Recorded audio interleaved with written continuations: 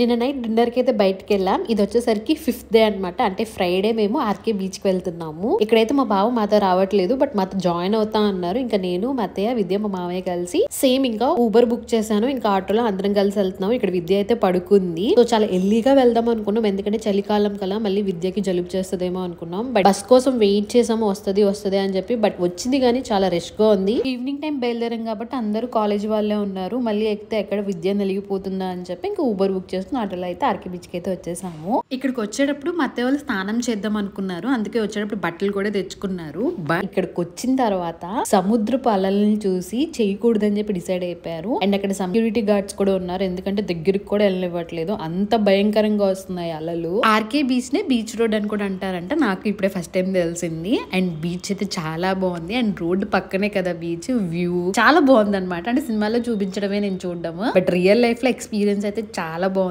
And విద్యతో చాలా వరకు వీడియోస్ తీసుకున్నాను. యాజ్ ఏ మోమ్ గా నాకు ఇది తప్పదు, ఎక్కడికి వెళ్ళినా కానీ విద్యకి ఫీడింగ్ అయితే కంపల్సరీ ఇస్తాను నేనైతే. ఇంకా అత్త వాళ్ళు స్నానం అయితే చేయట్లేదు, ఇంకా సరదాగా అలా కూర్చుని బీచ్ అయితే ఎంజాయ్ చేస్తున్నాము. అందుకే అనమాట వైజాగ్ వాళ్ళకి బీచ్ అంటే అంత ఇష్టము.